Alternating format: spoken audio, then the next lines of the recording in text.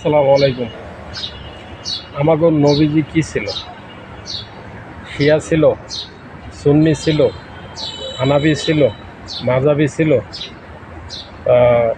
কি বলে আপনার আলে হাদিস ছিল। উনি একজন মুসলমান ছিল। নবীজি বলেছিলেন যে আমার উম্মতেরা পৃথিবীতে বিভিন্ন ভাগে বিভক্ত হয়ে যাবে। উনি কিন্তু ভাগে বিভক্ত হতে বলে নাই, উনি বলছে যে হবে। তারই প্রমাণ দেখেন আজকে যে সৌদি, দুবাই, কাতার, আরব আমিরাত, বাহরাইন তারা কি করছে যে ইরানকে তারা শিয়া হিসাবে তারা সহযোগিতা করবেন। এটা কিভাবে সম্ভব আপনি আমাকে বলেন? এটা কোন হাদিসে আছে যে তারা শিয়া, তাদেরকে সহযোগিতা করা যাবে না? এটা কিভাবে আছে? ঠিক আছে, আপনি করবেন না, ভালো কথা, কিন্তু আপনি কি ইসরায়েলকে সহযোগিতা করতে পারেন? আপনি কি আমেরিকাকে সহযোগিতা করতে পারেন? এটা কোন হাদিসে আছে? আপনার কোন হাদিসে আছে? এটা কিভাবে আছে সেটা বলেন। আপনি তাদের সঙ্গে দহরম মরম, তাদের সঙ্গে মিলামিশা, তাদের সঙ্গে সব কিছু, কিন্তু ইরানিরা শিয়া, যার কারণে তাদের সঙ্গে আপনার মিলামিশা করা যাবে না।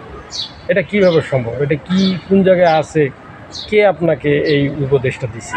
এই যে ভণ্ডামিগুলো যে আপনারা করতেছেন, এই যে ইসলামিগুলো যে করতেছেন, এই ইসলামিগুলো কি ঠিক হইতেছে? আপনাদেরকে বিশ্বের মুসলমানরা লিডার ভাবে সম্মান করে, কারণ আমাদের নবীজি সেখানে শুয়ে আছে। মক্কা মদিনা একটা পবিত্র ভূমি, আমরা সম্মান করি। আপনারা পরিবারতন্ত্র, বাদশাহীতন্ত্র করে এটাকে কি করছেন?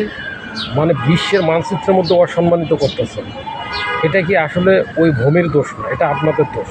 আপনার হাদিসে কোরআনে কি কোথাও আছে যে কি বলে যে আপনার এই পরিবারতন্ত্র করতে হবে? হাদিসে কোরআনে আছে রাষ্ট্র শাসন করতে হবে ইলেকশন করে নেয়, সিলেকশন করে। হ্যাঁ, আপনার দাদার পরে আপনি, আপনার বাপের পরে আপনি, আপনার পরে আপনার ছেলে, এরকম কোথাও হাদিসে কোরআনে আছে?